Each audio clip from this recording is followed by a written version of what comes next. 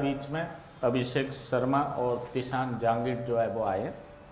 दोनों अभी आरजेएस 2024 में जो है वो फाइनली सेलेक्ट हुए। अभिषेक शर्मा 50 रैंक से जो 50वीं रैंक से सेलेक्ट हुआ है और तिशान जांगिड लास्ट रैंक 222वीं रैंक से सेलेक्ट हुआ है। ये हमारे लिए गर्व की बात है कि फर्स्ट रैंकर भी हमारे इंस्टीट्यूट से है और लास्ट रैंकर भी जो है वो हमारे इंस्टीट्यूट से है। प्रथम रैंक और 222वीं जो लास्ट रैंक थी वो दोनों को बहुत बहुत बधाइयाँ और शुभकामनाएं। खैर रैंक का कोई फ़र्क नहीं पड़ता, सब जुडिशियल ऑफिसर होंगे, सबको इक्वल जो है वो वेतन या जो कुछ भी अलाउंसेज है वो मिलेंगे। हाँ, थोड़ा सा फ़र्क कहाँ जाके पड़ेगा, प्रमोशन में जो अच्छे रैंकर्स हैं उनका 6 महीने साल भर पहले हो जाएगा, जो पीछे उनका 4-6 महीने साल भर बाद में वो प्रमोशन होगा। इसके अलावा बाकी जुडिशरी में कोई अंतर नहीं है फर्स्ट रैंकर से लेकर लास्ट एबो रैंकर के बीच में। मेरी गुजारिश रहेगी अभिषेक शर्मा से कि वो स्टेज पे आए और अपनी सफलता यात्रा के बारे में स्टूडेंट्स को बताए। और उससे पहले थोड़ा सा माल्यार्पण करके स्वागत भी करेंगे हम अभिषेक का, क्योंकि उन्होंने ये जो मुकाम हासिल किया है इसके लिए वो हकदार भी है। बहुत बहुत बधाई और शुभकामनाएं आपको। Thank you sir. बिना ज़्यादा समय लिए आप लोगों का अभिषेक से मेरा निवेदन रहेगा कि वो अपनी सफलता यात्रा के बारे में जो है वो स्टूडेंट्स को है वो बताए। वैसे अभिषेक के बारे में थोड़ा सा मैं बता दूं, BA LLB RU से है वो किया 2021 में और फिर LLMB RU से है वो किया 2023 में और नीम का थाना डिस्ट्रिक्ट के रहने वाले हैं अभिषेक शर्मा। सेकंड अटेम्प्ट था अभिषेक का, पिछले में मेंस लिखा था, इंटरव्यू कॉल नहीं हो पाया और इस बार फर्स्ट टाइम इंटरव्यू कॉल हुआ और उसमें जो है वो सक्सेस रही।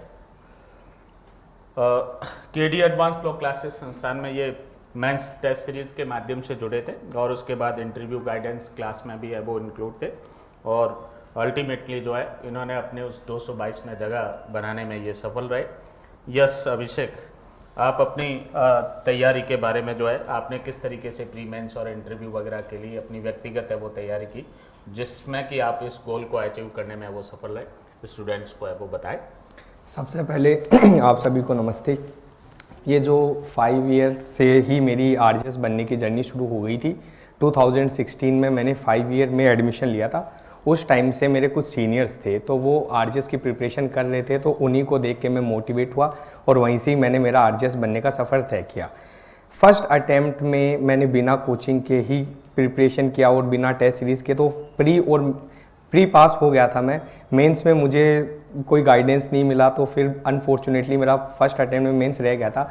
लेकिन सेकंड अटेम्प्ट में मैंने थोड़ी हिम्मत बंधाई और जैसे ही मैंने फर्स्ट अटेम्प्ट के बाद जस्ट बाद KD सर की टेस्ट सीरीज ज्वाइन कर ली थी, तो उस टेस्ट सीरीज़ का सबसे पॉजिटिव फैक्टर ये रहा कि ऑलमोस्ट सारे बैरेक्ट कवर हो गए। और सबसे अच्छी बात सर की ये रही कि मैं टेस्ट सीरीज़ का स्टूडेंट था लेकिन फिर भी मुझे कोई भी क्वेश्चन में दिक्कत आती थी, कोई भी प्रॉब्लम है तो मैं सीधा सर के ऑफिस जाता था और सर मुझे एज ए जैसे फाउंडेशन स्टूडेंट होता उसकी तरह ट्रीट करते थे।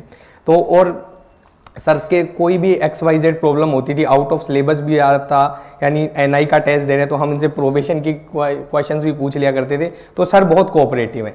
तो फिर उसके बाद सफलतापूर्वक इनकी टेस्ट सीरीज़ को मैं यही चीज़ कहूँगा कि सर की टेस्ट सीरीज़ से नियर अबाउट 80 to 90% क्वेश्चन जो मेंस में आए थे वो ऑलरेडी कवर थे। तो शिद्दत से सर की टेस्ट सीरीज़ को कवर करो, सर के गाइडेंस के साथ रहो। और इंटरव्यू में भी सर ने काफ़ी हेल्प करी। इंटरव्यू में कुछ क्वेश्चन तो ऐसे थे तो मुझे लग रहा था कि मैं KD सर के ही सामने टेस्ट दे रहा हूँ। जैसे ऑर्डर 6 रूल 17 का अमेंडमेंट पूछा था, 7-11 के ग्राउंड पूछे थे, पुलिस कस्टडी जुडिशियल कस्टडी पूछा था। सर ने जो केस लो कोटेशन किए थे डिफ़ॉल्ट बेल पे वो भी मेरे से वहाँ कैसे कैसे पूछ लिए। और बाकी मोस्टली ये था कि हाँ ज़्यादा कुछ इतना वाइड नहीं गया था, सब कुछ सर के बताए हुए के अंदर से ही रह गया था। कुछ अन्य व्यक्ति भी हैं जो इस सफलता के सबसे ज़्यादा हकदार हैं अपार्ट फ्रॉम सर तो मेन है ही। फिर इस सफलता का जो सबसे ज़्यादा श्रेय है वो मैं मेरे चाचा जी कृष्ण कुमार शर्मा को देना चाहूँगा। एक मेरे सीनियर हैं जिन्होंने एक्चुअली मुझे आरजेएस में की तरफ कहा, चंद्र प्रकाश राजोरा। ये मेरे मित्र जो फर्स्ट ईयर से मेरे साथ हैं और एक हमारी कॉमन दोस्त अक्षिता राठौर, इनका भी मेरी सफलता में काफ़ी योगदान रहा।